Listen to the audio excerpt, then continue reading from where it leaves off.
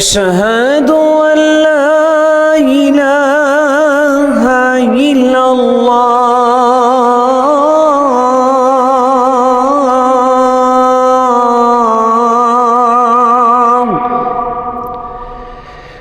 أشهد أن محمد رسول الله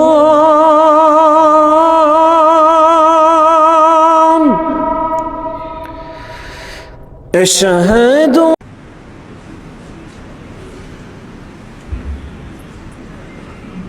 الحمد لله نحمده ونستعينه ونستغفره ونؤمن به ونتوكل عليه ونعوذ بالله من شرور أنفسنا ومن سيئات أعمالنا من يهده الله فلا مضل له ومن يضلله فلا هادي له ونشهد أن لا إله إلا الله وحده لا شريك له ونشهد أن سيدنا ومولانا محمدا عبده ورسوله صلى الله عليه وسلم أما بعد فأعوذ بالله من الشيطان الرجيم بسم الله الرحمن الرحيم ربنا إني أسكنت من ذريتي بواد غير ذي زرع عند بيتك المحرم ربنا ليقيموا الصلاة فاجعل أفئدة من الناس تهوي إليهم وارزقهم من الثمرات لعلهم يشكرون صدق الله العظيم.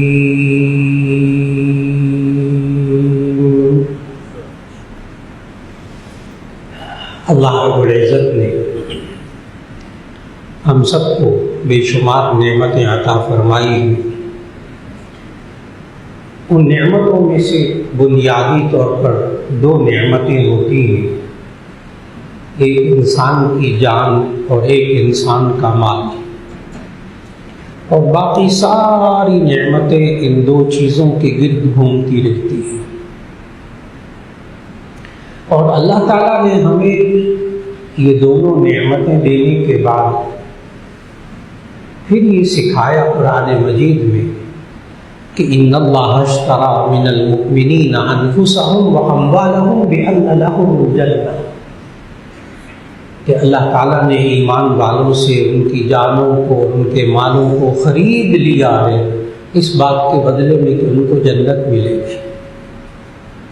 ایمان والوں سے ان کی جان کو اور ان کے مال کو خرید لیا ہے. اللہ کہ میں نے خرید لیا. حالانکہ خریدتا بندہ اس سے جو مالک ہوتا ہے. انسان نہ اپنے مال کا مالک ہے نہ جان کا مالک ہے، لیکن اللہ اتنا رحیم ہے کہ وہ چند سال کے لیے اس نے ہمیں جان دی ہے، چند سال کے لیے ہمیں مال دیا ہے، اور کہہ رہا ہے کہ اللہ نے خرید لیا اس بات کے بدلے میں کہ ان کو جنت ملے گی.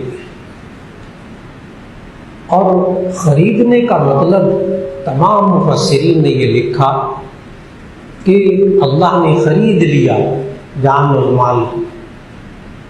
اس کا پورے قرآن مجید کا مطالعہ کرے تو معلوم یہ ہوتا ہے کہ اس خریدنے کا مطلب یہ ہے کہ یہ انسان اپنی جان اور مال کو اللہ کے حکم کے مطابق استعمال کرے، اسے خرچ کرے. بس اتنی سی بات ہے. پورے قرآن مجید کا مطالعہ کیجیے. یہ جان اور مال کو اللہ خریدتا ہے اس بات کے بدلے میں کہ جنت ملے. اس میں صرف اتنی سی بات ہے کہ یہ جان اور مال انسان کو دے دیا. اب صرف اتنا کہا ہے کہ دیکھو میرے حکم کے مطابق اس کو استعمال کرنا. جہاں میں کہوں وہاں جان لگانا، جہاں میں کہوں وہاں مال لگانا. چنانچہ اللہ نے انسان کو جو فرض عبادتیں عطا فرمائی ہیں، فرض، ان میں سے کچھ عبادتیں ایسی ہیں جو صرف جانی ہیں، کچھ عبادتیں ایسی ہیں جو مالی ہیں. کچھ عبادتیں ایسی بھی ہیں جو جانی بھی ہیں مالی بھی ہیں۔ اللہ نے انسان کو جو جانی عبادتیں دی ان میں ایک نماز اور ایک روزہ، اس کا تعلق انسان کے جسم کے ساتھ، انسان کے بدن کے ساتھ۔ یہ جسمانی عبادتیں جس میں انسان اپنی جان لگاتا ہے، ایک نماز اور ایک روزہ۔ اور دوسری قسم کی وہ عبادات جو کہ خالص مالی عبادات ہیں، جیسے زکوٰۃ۔ اور کچھ عبادتیں ایسی بھی ہیں جو جانی بھی ہیں مالی بھی ہیں، جیسے حج، قربانی۔ اس کے اندر جان بھی لگ رہی، مال بھی لگ رہا۔ اور اس اصول کے تحت اللہ نے تمام انبیاء کرام علیہ السلام کی زندگی ہمارے سامنے جو قرآن مجید میں رکھی ہے نا، اس پوری زندگی کا خلاصہ یہ ہے کہ ان انبیاء علیہ السلام نے اپنی جان کو، اپنے جسم، اپنی اولاد کی جان کو، اپنے گھر والوں کی جان کو اللہ کے راستے میں رکھا۔ اور اسی طرح ان انبیاء علیہ السلام نے اپنے مال کو بھی اگر خرچ کیا تو اللہ کی راہ میں خرچ کیا، اللہ کے حکم کے خلاف نہیں خرچ کیا۔ یہ ذہن میں رکھیے گا، یہ سارا مال اللہ کی راہ میں خرچ کر دے تو ہم خود نہ کھائیں، کچھ بیوی بچوں کو نہ کھلائیں۔ اللہ کے بندے، یہ جو آپ حلال مال کما کر اللہ کے حکم سے خود کھاتے ہیں، یہ عبادت ہے۔ یہ جو بیوی بچوں کو کھلاتے ہیں، یہ صدقہ ہے، عبادت ہے۔ عبادت کے مفہوم کو سمجھنا ہے کہ یہ انسان اللہ کے حکم کے مطابق جان بھی لگا رہا، مال بھی لگا رہا، اسی کو عبادت کہتے ہیں۔ اور اگر انسان اپنی زندگی میں خود اپنی عقل سے اللہ اور اس کے رسول صلی اللہ علیہ وسلم سے ہٹ کر ان کے حکم کے خلاف اگر اپنی جان اور مال لگاتا ہے، یہی گناہ کا کام ہے، اسی سے اللہ ناراض ہوتا ہے۔ چاہے وہ نماز ہو، چاہے وہ روزہ ہو، چاہے وہ نماز روزہ ہو، اگر وہ اللہ کے حکم کے مطابق کر رہا ہے تو یہ نماز بھی عبادت ہے، ورنہ یہ بھی عبادت نہیں۔ جیسے نماز بہت بڑی عبادت، لیکن 3 وقت نماز پڑھنے سے منع کیا گیا، عند الطلوع وعند الغروب وعند الاستواء۔ سورج غروب ہوتے وقت، سورج طلوع ہوتے وقت، اور بالکل سر پہ سورج ہو اس وقت سجدہ کرنا حرام۔ اس وقت کوئی انسان نماز پڑھ رہا ہو تو اس کو کہا جائے گا تم غلط کام کر رہے، مکروہ تحریمی کام کر رہے۔ وہ کہے گا اللہ کے بندے میں نماز پڑھ رہا ہوں، نماز پڑھنا حرام کیسے ہو سکتا؟ جی اللہ کے حکم کے مطابق نہیں۔ بہت گہری بات کو سمجھنا ہے، کیونکہ ساری آج کی بات اسی پر ہے۔ نماز بھی پڑھے لیکن وہ بھی اللہ کے حکم کے مطابق نہ ہو، یعنی طلوع کے وقت، غروب کے وقت سجدہ کر رہا ہے، حرام کام کر رہا ہے۔ سال کے 4 دن نبی صلی اللہ علیہ وسلم نے روزہ رکھنے کو منع فرمایا۔ لا تصوموا فی هذه الايام فانها ایام ضیافت اللہ، تم ان دنوں میں روزہ نہ رکھو کیونکہ یہ اللہ کی ضیافت، مہمانی کے دن۔ اللہ کہتا ہے کھاؤ ان دنوں میں، ایک دن عید الفطر کا، 3 دن عید الاضحیٰ، 4 دن عید الاضحیٰ، ایک دن عید الفطر کا اور 3 دن عید الفطر کے جن میں قربانی ہوتی ہے، 10، 11، 12، ان 3 دنوں میں قربانی ہوتی ہے۔ لیکن جو 13 تاریخ ہے وہ بھی اس میں شامل ہے، 13 تاریخ کو بھی روزہ نہیں رکھ سکتے۔ ایک عید الفطر کا دن، 3 دن عید الاضحیٰ کے، اور ایک دن اور آگے تو لوگ 5 دن. اب کوئی شخص ان 5 دنوں میں اگر روزہ رکھے تو اسے کہا جائے گا یہ مکروہ تحریمی کام کر رہا ہے. اللہ کا بندہ کہے میں تو روزہ رکھ رہا ہوں، روزہ رکھنا کیسے منع ہو سکتا ہے، کیسے حرام ہو سکتا ہے؟ جی اللہ کے حکم کے مطابق نہیں ہے.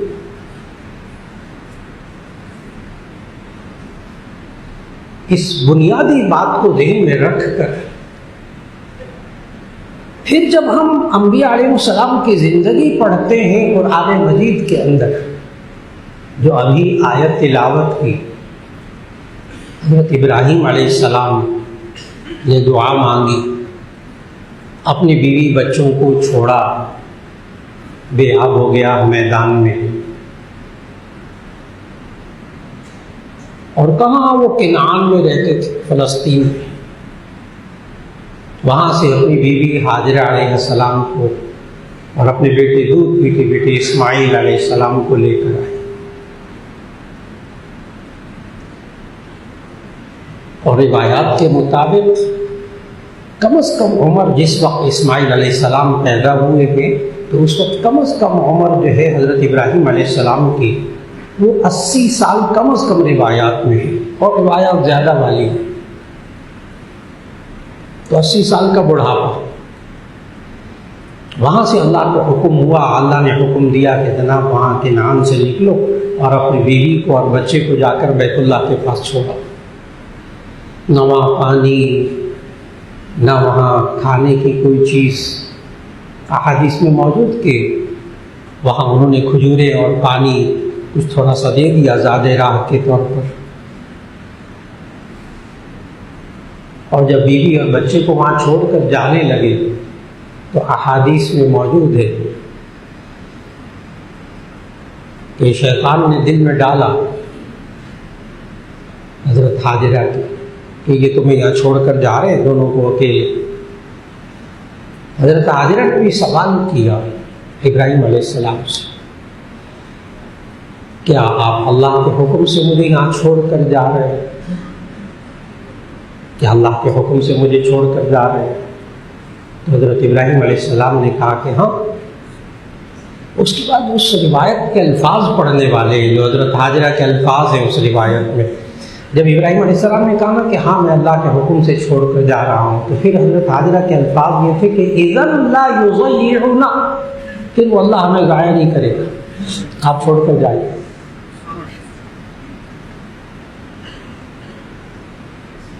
بیوی بچوں کو ساتھ رکھنا ہے تو بھی اللہ کے حکم سے، بیوی بچوں کو کہیں چھوڑ کر آنا ہے تو وہ بھی اللہ کے حکم سے. جو شروع میں نے بات عرض کی کہ عبادت ہے کیا چیز،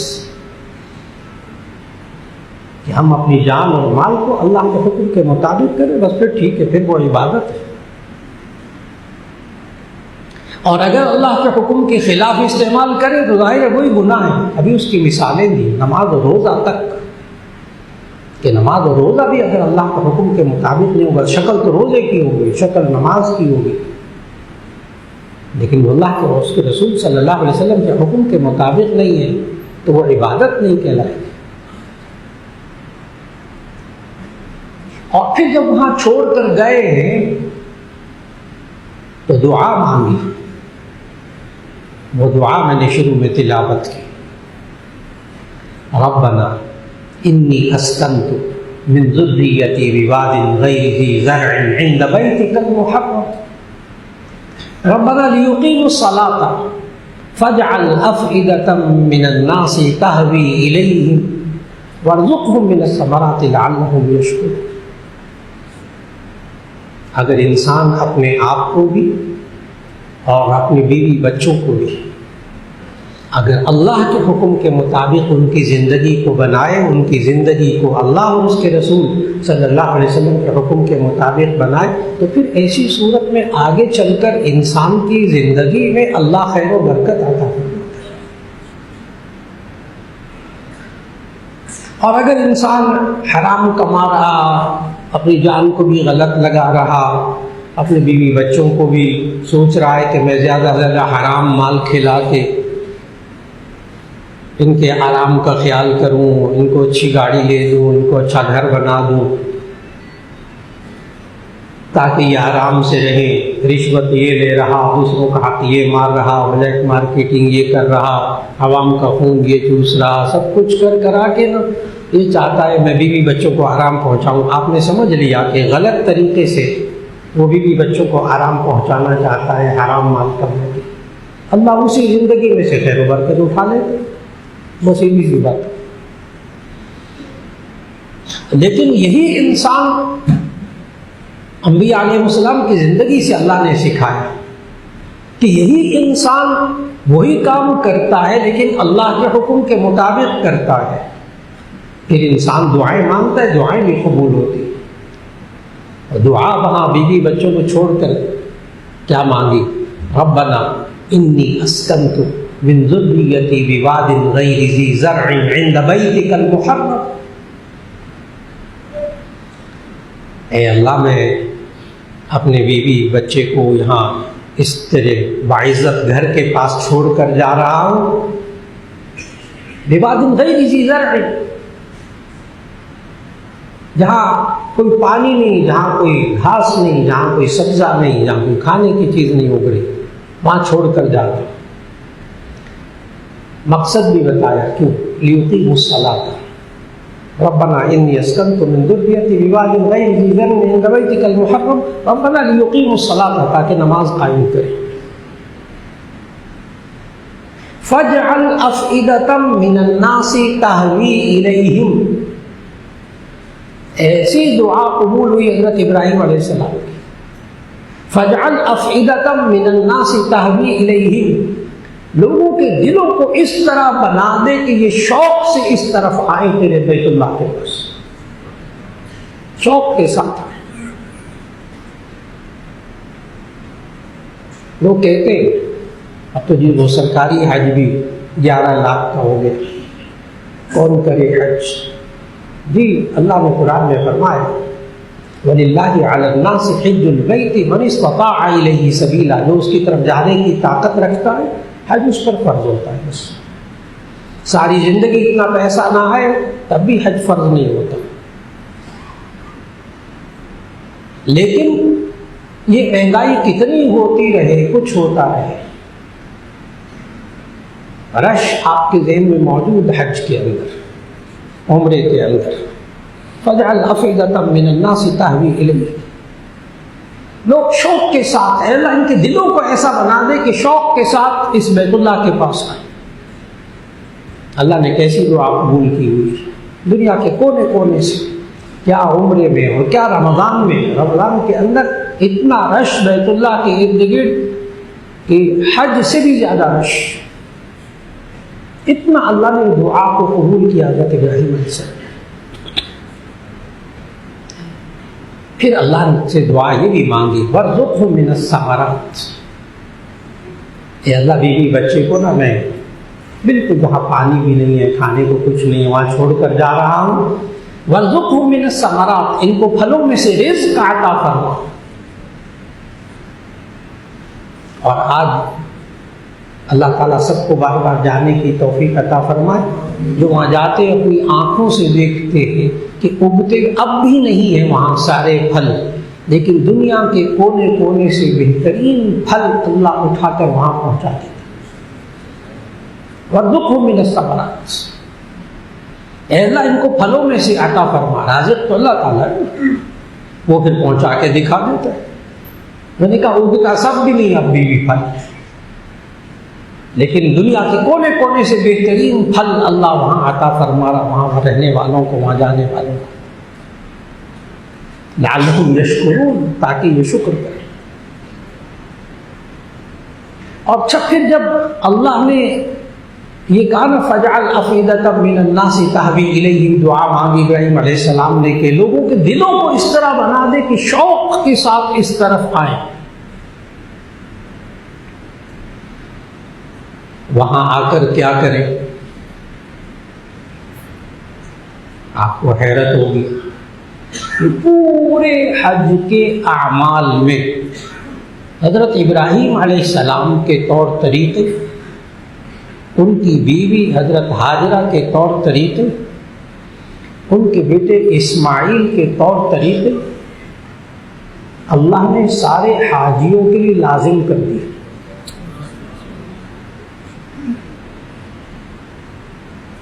کہ اب تم آ کر نا اسی طرح زندگی گزارو ذرا تھوڑا سا چند دن. اور آغاز کہاں سے اللہ رزق کا کرتا ہے وہاں. آپ دیکھیے گا حج کے اعمال، عمرے کے اعمال، یہ بار بار جا رہا ہے انسان وہاں وہی کام کرتا ہے. کہ روایات میں موجود کہ حضرت ابراہیم علیہ السلام چھوڑ کر چلے گئے، چند روز بعد کھانا پانی تھوڑی سی کھجوریں وہ مکمل ہو گئے. ابھی حضرت اسماعیل علیہ السلام دودھ پیتے بچے تھے اس وقت. حضرت حاجرہ علیہ السلام جب دیکھا کہ پانی نہیں ہے، پانی کی تلاش میں وہ صفا پہاڑی پر چڑھ گئے. خانہ کعبہ کے قریب وہی پہاڑی ہے صفا، اس پر چڑھ گئے. وہاں پانی نظر نہیں آیا تو ذرا دور پہاڑی تھی مروہ، اس کے اوپر چڑھ گئے. وہاں جا کر پانی تلاش کی. جب وہاں بھی پانی نہیں ملا پھر چکر لگاتی رہی، تلاش کرتی رہی. آج وہ صفا اور مروہ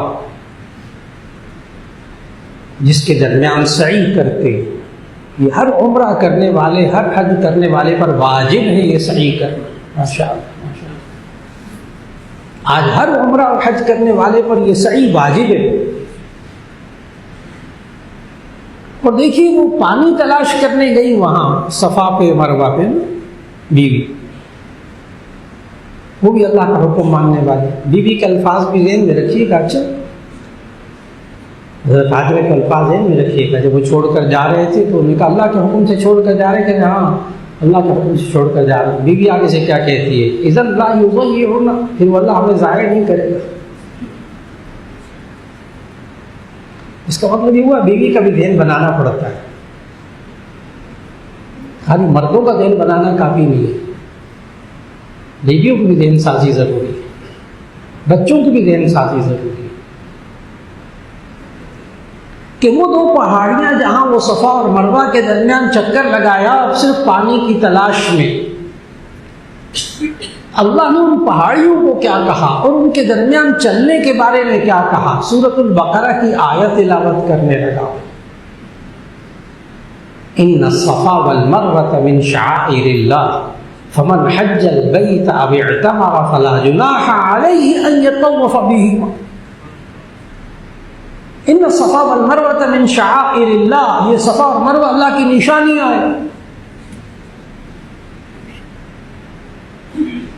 یہ انسان زندگی گزار کے تو دیکھے اللہ کے حکم کے مطابق.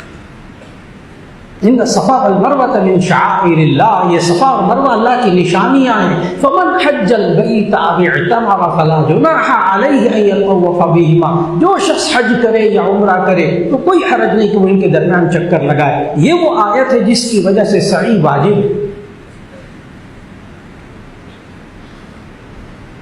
آپ دیکھ رہے ہیں اس ماں نے کس طرح پانی تلاش کیا، کس تڑپ کے ساتھ آج ہر حاجی عمرہ کرنے والا ان دو پہاڑیوں کے درمیان چکر لگا رہا. اور عجیب بات ہے، آپ حضرات میں سے جو تشریف لے گئے اللہ سب کو بار بار جانے کی توفیق دے، تو وہاں صفا اور مروہ کے درمیان ایک میلین اخضرین سبز نشان. پہلے تو وہ دو ستون ہوتے تھے، اب ماشاءاللہ انہوں نے نا اس صفا سے ذرا سا آگے جائے تو چھت پہ لگاتار گرین ٹیوب لائٹیں لگائی ہوئی ہیں کہ ذرا یہاں تیز چلنا ہے. وہاں کی جب آپ تاریخ پڑھیں روایات میں احادیث میں کہ وہاں تیز کیوں چلنا ہے تو معلوم ہوا کہ صفا اور مروہ دو پہاڑیوں کے درمیان جب حضرت حاجرہ علیہ السلام پہنچتی تھی تو بچہ نظر نہیں آتا تھا، وہ جو خانہ کعبہ کے پاس بٹھایا ہوا تھا جس کے لیے پانی تلاش کرتے. ذرا وہاں تیز چلی تھی نشیبی جگہ میں. کیا عجیب بات نہیں، ہر حاجی کو کہا جا رہا ہے کہ تم ذرا اس جگہ میں تم بھی تیز چلو. یہ ایک اور الگ بات ہے کہ تیز چلی تھی خاتون حاجرہ، لیکن اب مردوں کے لیے سنت ہے، خواتین کے لیے سنت نہیں ہے. مردوں کے لیے سنت ہے ذرا تیز چلے وہاں. اس لیے صفا اور مروہ کے درمیان اس سبز نشانوں کے درمیان اس لیے تیز چلتے، وہ نشیبی جگہ. دیکھیے کہ کس کس ادا کو اللہ نے محفوظ کیا. اور پھر جب پانی تلاش کرتے کرتے کرتے کرتے تھک گئے، اتنی دیر میں بچے کو بہت پیاس لگتی ہے، تو بعض روایات جو کہ ضعیف لیکن تاریخ میں وہ بیان کی جاتی ہے کہ حضرت اسماعیل علیہ السلام نے ہونے والے نبی نے دودھ پیتا بچہ، انہوں نے ایڑیاں رگڑی پیاس کی وجہ سے، اللہ نے وہاں پانی کا چشمہ ابال دیا، اور پانی کے چشمے کو جب وہاں ابالا تو حضرت حاجرہ علیہ السلام تیزی سے آئی اور اپنی عبرانی زبان میں اسے کہا زم زم، ٹھہر جا ٹھہر جا، اور اس کے گرد ریت کا تھوڑا تھوڑا دیوار بھی سی بنا دی تاکہ پانی پھیل نہ جائے. آپ غور فرما رہے ہیں، حضرت حاجرہ نے اپنی زبان میں کہا ٹھہر جا ٹھہر جا، اور عبرانی زبان کا لفظ بولا زم زم. آج اس پانی کو آپ آب زمزم کہتے ہیں.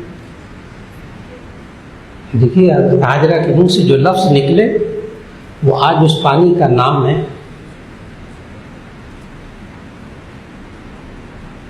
اور پرانی تعمیر تھی وہاں خانہ کعبہ کے پاس جہاں زمزم کا کنواں جس طرف لوگ زمزم پیتے تھے، وہاں ایک حدیث لکھی ہوئی تھی پہلی تعمیر میں کہ نبی صلی اللہ علیہ وسلم نے فرمایا ماء زمزم لما شرب له، ماء زمزم لما شرب له، زمزم کا پانی جس مقصد کے لیے پیا جائے اللہ دعا قبول کر لیتا ہے.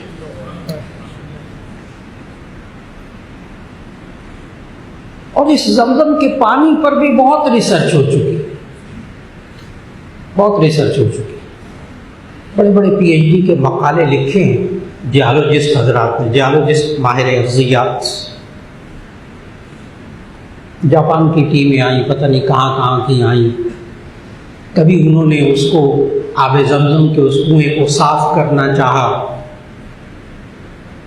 کبھی کچھ ٹیمیں نیچے اتری کہ دائیں بائیں اور کنویں کھود دیے جائیں تاکہ ان میں پانی زیادہ ہو جائے، لوگ نکالتے پانی، دائیں بائیں کھدائی کی پانی دے.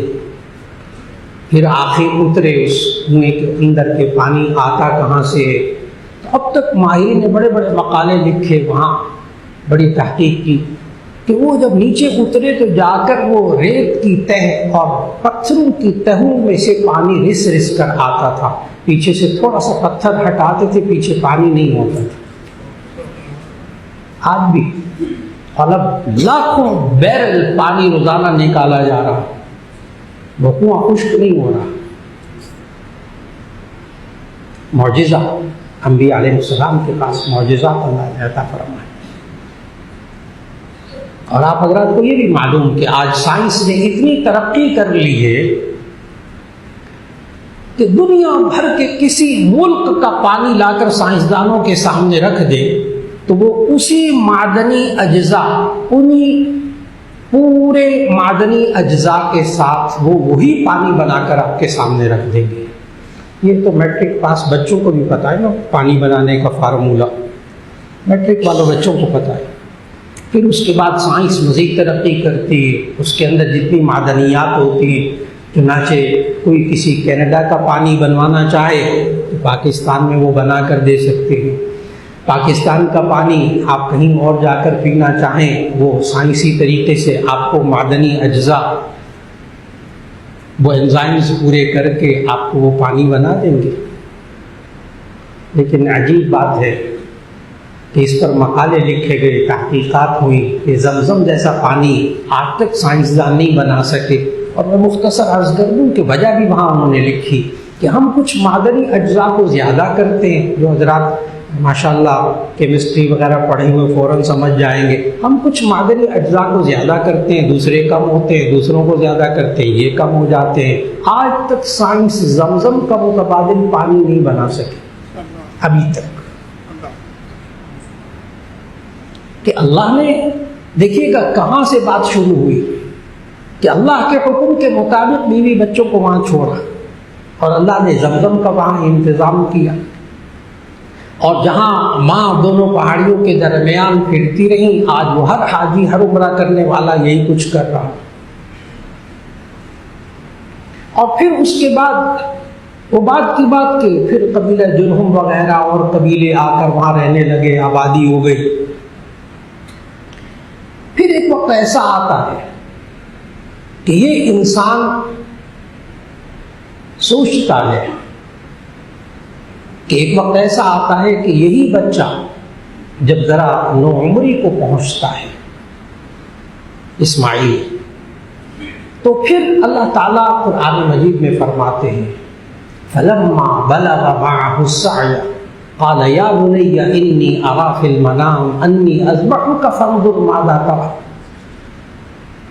قَالَ يَا أَبَتِ افْعَلْ مَا تُؤْمَرُ سَتَجِدُنِي إِن شَاءَ اللَّهُ مِنَ الصَّابِرِينَ فَلَمَّا أَسْلَمَا وَتَلَّهُ لِلْجَبِينِ نَادَيْنَاهُ أَن يَا إِبْرَاهِيمُ قَدْ صَدَّقْتَ الرُّؤْيَا إِنَّا كَذَٰلِكَ نَجْزِي الْمُحْسِنِينَ فَلَمَّا بَلَغَ مَعَهُ السَّعْيَ، میں عرض کر رہا تھا نا، بیوی بچے جان مال اللہ کے حکم کے مطابق، یہی بچہ جب نو عمری کو پہنچا، اب نو عمری کو اگر آپ لگا لیں 10-15 سال بھی لگا لیں تو 80-90 سال کی عمر میں بیٹا ہوا، اور وہ 10-12-15 سال کی عمر بھی لگا لیں تو 100 سال کے قریب عمر ابراہیم علیہ السلام کی۔ فلما بلغ معه السعي، جب یہ بچہ کوشش کی عمر کو پہنچا، قال یا بنی انی ارى في المنام، ابراہیم علیہ السلام نے کہا کہ اے میرے بیٹے، اپنے بیٹے کو پھر آئے یہاں پہ، حضرت ابراہیم علیہ السلام پھر یہاں کے نام سے یہاں آئے، بیٹے کو کہا کہ میں نے خواب میں مجھے اللہ نے کہا، حکم دیا ہے، انی ارى في المنام، انبیاء کا جو خواب ہوتا ہے وہ وحی کے درجے میں ہوتا ہے، ہم لوگوں کے جو خواب ہیں ان پر عمل کرنا ہمارے لیے لازم نہیں ہوتا، اس کی تعبیر الگ ہوتی ہے۔ انبیاء علیہ السلام کے خواب وحی ہوتے، انی ارى فی المنام انی اذبحک فانظر ماذا ترى، میں نے خواب میں دیکھا میں تجھے ذبح کر رہا ہوں، تیری کیا رائے ہے؟ شروع میں نے ایک جملہ عرض کیا تھا، گھر والوں کی، بیوی کی بھی رہن سازی کی ضرورت ہوتی ہے۔ پھر بیوی جب آپ اللہ کے حکم پر عمل کریں تو بیوی کا جواب کچھ اور ہوگا، جیسے حضرت حاجرہ کا جواب تھا۔ اسی طرح بچوں کی ذہن سازی بھی، تربیت بھی ضروری۔ پھر جب وہ جوان ہوتے ہیں تو ایسی صورت میں جب ابراہیم علیہ السلام کہتے ہیں میں خواب میں دیکھا میں تجھے ذبح کر رہا ہوں، یعنی اللہ کا حکم ہے، فانظر ماذا ترى، تو دیکھ تیری کیا رائے ہے۔ اب بچے کبھی آگے جواب سننے والا ہے، کیونکہ ہمارے معاشرے میں تو ہمارے سامنے وہ بچے ہیں نا، ہمارے جوان بچے اور بچیاں، پڑھا لکھا کے کھلا پلا کے دنیا کی سب چیزیں ان کے سامنے رکھ دیتے ہیں، ساری زندگی لگا دیتے ہیں اپنے بچوں کے لیے، اتنی فیسیں، اتنے اچھے سکول، اتنا فلاں، ہاں گھر کے اندر سامان آرائش، تعیش، آسانی، سہولت، سب کچھ بچوں کو پہنچاتے ہیں۔ جب جوان ہوتے ہیں نا بچے بچیاں، آج ہمارے سامنے کھڑے ہو کر کہتے ہیں ابا جی آپ نے ہمارے لیے کیا کیا، تو خلاص ناشکر بچے بچے، ہماری تربیت میں کمی، اصل میں ہماری تربیت میں کمی۔ وہاں پر بیٹے کا کیا حال تھا، جب کہا میں نے خواب میں دیکھا میں تجھے ذبح کر رہا ہوں، وہ بچے کا جواب سننے والا ہے، قال یا ابت افعل ما تؤمر، اے ابا آپ وہ کیجیے جس کا آپ کو حکم دیا گیا ہے۔ لیکن بچے بھی اللہ کے حکم کے مطابق راضی، اللہ نے کہا ٹھیک، بالکل ٹھیک، اللہ نے کہا جائیداد کو تقسیم کرو، یہ جائیداد کو تقسیم کرو، اللہ نے کہا بہنوں کو حق دو، بچوں کو حق دو، دے دو، بیوہ بچوں کے حق کو دے دو۔ انسان کا مزاج جب اللہ کی بات ماننے والا ہو جائے تو یوں کہا یا ابت افعل ما تؤمر، اے ابا جان آپ وہ کیجیے جس کا آپ کو حکم دیا گیا، ستجدنی ان شاء اللہ من الصابرین، آپ عنقریب مجھے صبر کرنے والوں میں سے پائیں گے۔ اب احادیث میں موجود کہ حضرت ابراہیم علیہ السلام بیٹے کو لے کر تو مکہ سے مینا کی طرف چلے، اب تقریباً وہاں سے بیت اللہ کے پاس سے مینا جہاں ذبح کیا جاتا ہے تقریباً 5 کلومیٹر کا فاصلہ ہے. تو وہ بیت اللہ سے مینا تک لے کر گئے. راستے میں اب اس 4 کلومیٹر کے اندر 4-5 کلومیٹر کے اندر کیا ہو رہا ہے کہ وہ بوڑھا باپ نوعمر بیٹا اور اس کو ذبح کرنے لے جا رہے ہیں وہاں مینا میں ذبح کرنے کی جگہ جہاں اللہ نے حکم دیا. راستے میں شیطان سامنے آیا ایک اچھی شکل اور آ کر کہنے لگا یہ بڑھاپے کا سہارا ہے, ہاں جوان بچہ ہے, خود تم بوڑھے ہوئے ہو, کہاں ذبح کرنے لے کر جا رہے ہو. حضرت ابراہیم علیہ السلام اللہ کے نبی فوراً پہچان گئے کہ یہ شیطان ہے. شیطان کو اللہ نے طاقت دی کہ یہ جنات میں سے ہے, یہ کسی بھی شکل میں بھی آ سکتا ہے, اور پھر اس کے بعد کسی کے دل میں وسوسہ ڈالنا یہ بھی شیطان کا کام ہے. اللہ نے اس کو طاقت دی. من شر الوسواس الخناس الذي يوسوس في صدور الناس من الجنة والناس. یہ ذہن میں رکھیے گا, شیطان جو ہے نا وہ ہر دفعہ بری بات ہی نہیں دل میں ڈالتا, کبھی کبھی اچھی بات بھی ڈالتا ہے. شیطان ہر دفعہ بری بات نہیں ڈالتا. یہ لوگوں کو بسا اوقات یہاں الجھن ہوتی ہے. شیطان کبھی کبھی اچھی بات بھی ڈالتا ہے. مثال دیتا ہوں, یہاں شیطان نے ابراہیم علیہ السلام کو کیا کہا, بڑھاپے کا سہارا ہے, کیوں ذبح کرنے لے کر جا رہے, بری بات ہے. کسی کو ایسی نصیحت کرنا کہ دیکھو کیوں مار رہے ہیں اپنے جوان بچے کو, بڑھاپا ہے تمہارا سہارا بنے گا, تو اچھی بات ہے بری بات ہے, اچھی بات ہے. اس کو میں اور زاویے سے سمجھانے لگا. غور کیجیے گا اس مثال میں. اللہ نے کہا تمہارے پاس اتنا مال ہے, 52.5 تولہ چاندی. نبی صلی اللہ علیہ وسلم نے 200 درہم بتائے تھے. 200 درہم کے 52.5 تولہ چاندی. آج کل کے حساب سے 612 گرام چاندی. آج کل کے حساب سے اس کے روپے بنیں گے 1,80,000 روپے. اب وہ 1,80,000 روپیہ ہوگا تو قربانی واجب ہوگی, یا اتنا مال ہوگا تو قربانی واجب ہوگی. اب جس بندے کے پاس مال ہی نہیں اس پر قربانی واجب ہی نہیں. لیکن اگر ایک بندے کے پاس 1,80,000 روپیہ بچت موجود, سامان موجود, یہ انسان اس پر قربانی واجب. اب پڑھا لکھا انسان معاشرے کا کیا کہہ رہا ہے, اور کیجیے گا شیطان کیسے اچھی بات ڈالتا ہے. پڑھا لکھا معاشرے کا انسان یہ کہہ رہا, مولانا اتنے مہنگائی کے دور میں اتنا گوشت ہوتا ہے, اتنی قربانیاں ہوتی ہیں, اس کے بجائے میں کسی بیوہ کی مدد کر دوں, کسی یتیم کی مدد کر دوں, کسی کا آپریشن ہونے والا ہے اس کو پیسے دے دوں. یہ ساری باتیں اچھی باتیں, بری باتیں.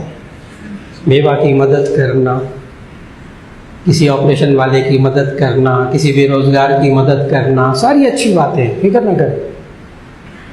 لیکن ان اچھی باتوں کے پیچھے شیطان کیا کروانا چاہتا ہے کہ جو حکم واجب ہے اس کو چھوڑ دے, یہ کام کر لیں. جو حکم واجب فرض ہے وہ چھوڑ دے, یہ کام, یہ بھی اچھا کام ہے. یہ کون ڈالتا ہے دل میں؟ شیطان ڈالتا ہے. اور جو عید کے موقع پر, عید الاضحیٰ کے موقع پر ایسے انسان یہ کہتے پھریں فرض قربانی پر, واجب قربانی پر, یہ کہیں کہ کیا ضرورت ہے پیسے اتنے خرچ کرنے کی, کسی بیوہ کی مدد کر دو, کسی کی فلاں کی مدد کر دو. سمجھ لو کہ یہ شیطان نما انسان ہے جو اللہ کے حکم سے ہٹا کر وہاں لے جا رہا ہے. بالکل اسی طرح ہاں اگر نفلی قربانی ہے, وہاں علماء یہی کہتے ہیں اگر وہ قربانی 1.5 لاکھ کی ہے, 2 لاکھ کی ہے, اس کے بجائے وہ گائے میں قربانی کا حصہ ڈال دے اور پھر قربانی کر دے, باقی پیسے کسی غریب کی مدد کر دے, واجب بھی ادا ہو گیا، فرض بھی ادا ہو گیا، مدد بھی ہو گئی۔ پھر یہ ہمارے معاشرے کے لوگ جو کہتے ہیں اگر 32,000 35,000 میں گائے کا حصہ ہو سکتا ہے تو 1-1.5 لاکھ روپیہ خرچ کرنا، 1 لاکھ روپیہ 1.5 لاکھ کا بکرا لانا، یہ کیا ہے؟ اب پھر شیطان شروع ہو گیا۔ پتہ کیا کہتے ہیں فضول خرچی ہے، یہ اسراف نہیں ہے مولانا، جب 35,000 میں گائے کی قربانی ہو سکتی ہے 1 لاکھ کا بکرا کیوں لایا؟ اس بیچارے کو اسراف کی تعریف نہیں آتی۔ اسراف کہتے ہیں ضرورت کی جگہ بلا ضرورت خرچ کرنا، اور تبذیر کہتے ہیں گناہ کی جگہ خرچ کرنا، اور تیسرا لفظ اچھی طرح یاد رکھیے اور وہ ہے سخاوت۔ سخاوت ہے اللہ کی راہ میں بڑھ چڑھ کر خرچ کرنا۔ آج اس جالے کو ذہن سے صاف کرنا بڑا ضروری ہے۔ جب 35,000 کا حصہ ڈل سکتا ہے، 30,000 35,000 کا حصہ ڈل سکتا ہے گائے میں، تو 1.5 لاکھ کا بکرا لینے کی کیا ضرورت ہے؟ بات کو بڑے غور سے سمجھنا ہوگا۔ پھر بہت سے حاجی حضرات جب حج کر کے بھی آتے ہیں اور یہاں بھی باتیں کرتے ہیں، کہتے ہیں یہ جو قربانی ہے نا مولانا، یہ تو حج میں ہوتی ہے نا، یہاں کیوں کرتے ہیں پاکستان میں قربانی؟ عجیب بات ہے، ماشاءاللہ اتنے بڑے علماء، ماشاءاللہ کبائر مشائخ تشریف فرما ہے، آپ ذہن کھول کر سمجھیے گا، حج کے اعمال میں، مناسک حج میں قربانی ہے ہی نہیں۔ مناسک حج میں قربانی نہیں ہو تو دم تمتع اور دم قران ہوتا ہے۔ حج افراد کوئی کرتا ہے اس پر قربانی نہیں واجب ہوتی۔ قربانی تو یہ مال والی ہے۔ اور دوسرا جواب کہ نبی صلی اللہ علیہ وسلم 10 سال مدینہ منورہ رہے، ایک بار حج ادا کیا اور 10 سال مسلسل مدینہ منورہ میں قربانی فرماتے ہیں۔ معلوم ہوا حج کے ساتھ صرف خاص نہیں ہے۔ یہ میں بتا رہا ہوں، اب شیطان ذہن میں باتیں کیا ڈالتا ہے، تو وہ شیطان وہاں حضرت ابراہیم علیہ السلام کے سامنے آیا اور آ کر کہا، جوان بچہ ہے، کہاں ذبح کرنے لے کر جا رہے؟ دیکھا کتنا اچھا مشورہ دیا۔ لیکن ابراہیم علیہ السلام اللہ کے نبی فوراً سمجھ گئے کہ اللہ کے حکم سے جو ہٹاتا ہے وہ شیطان ہوتا ہے۔ اس کو وہ کنکریاں ماری، وہ دھنس گیا زمین میں، دوسری جگہ پھر کنکریاں ماری، پھر وہ زمین میں دھس گیا، پھر تیسری جگہ پھر نظر آیا، کہتے بچاؤ اپنے بچے کو، کہاں لے کر جا رہے ہیں؟ ابراہیم علیہ السلام سمجھ گئے پھر شیطان، اس کو تیسری جگہ کنکری ماری۔ آپ کو حیرت نہیں ہوتی کہ آج ہر حاجی وہاں جا کر تینوں جمرات پہ 7 کنکریاں مارتا ہے؟ اور علماء پتہ کیا سمجھاتے ہیں، وہاں بڑا جوش آتا ہے نا لوگوں کو۔ یہ پاکستان میں شیطان تنگ کرتا تھا، وہاں جوتیاں مارتے ہیں لوگ، جوتی میں ڈھیر لگ جاتے ہیں۔ اب شرعی مسئلہ بتانے لگا کہ اگر کوئی بندہ 7 کنکریاں مارنی ہے، اگر کوئی بندہ 5 کنکریاں مارے اور 2 جوتے مارے تو شرعی حکم یہ کہ 2 کنکریاں پھر مارنی پڑیں گی اس کو۔ اب عقل نہیں مانتی کہ کنکریوں سے کیا ہوتا ہے، ہم نے تو جوتے مارے ہیں اس کو، جس سے بندہ ذلیل ہو جاتا ہے۔ لیکن وہاں محدثین مفسرین علماء سمجھاتے ہیں یہ شیطان کنکریاں مارنے سے نہیں مرتا، جوتے مارنے سے نہیں مرتا، یہ شیطان اللہ کے حکم پر عمل کرنے سے مرتا ہے۔ شیطان کو نکالا اس لیے گیا تھا کہ اس نے اللہ کی نہیں مانی تھی، اللہ کا حکم نہیں مانا تھا، اور یہی انسان اللہ کا حکم مان کر زندگی گزارے تو اللہ پھر زندگی کے اندر برکتیں عطا فرماتا ہے، خیر عطا فرماتا ہے۔ اللہ ہم سب کو اپنی جان اور مال اللہ کے حکم کے مطابق خرچ کرنے کی توفیق عطا فرما دے۔ دعا فرما لیجیے گا۔ الحمدللہ رب العالمین، اللہم صلی علی سیدنا و مولانا محمد وعلی آل سیدنا و مولانا محمد وبارک وسلم۔ ربنا آتنا فی الدنیا حسنۃ وفی الآخرۃ حسنۃ وقنا عذاب النار۔ یا اللہ ہمارے گناہوں کو معاف فرما، ہماری لغزشوں کوتاہیوں کو معاف فرما۔ یا اللہ قرآن و سنت کے مطابق زندگی گزارنے کی توفیق عطا فرما۔ یا اللہ یہ جان بھی تیری دی ہوئی، مال بھی تیرا دیا ہوا، یا اللہ اس کو اللہ کے حکم کے مطابق خرچ کرنے کی توفیق عطا فرما۔ اور یا اللہ جتنے بیمار ہیں سب کو شفا عطا فرما، جو پریشان حال ہیں ان کی پریشانیوں کو دور فرما۔ یا اللہ خصوصاً دعا فرمائی حضرت مولانا فضل الرحیم صاحب دامت برکاتہم، اللہ تعالیٰ ان کو کامل صحت عطا فرما دے، صحت عافیت کے ساتھ ہمارے سروں پہ سلامت فرما دے۔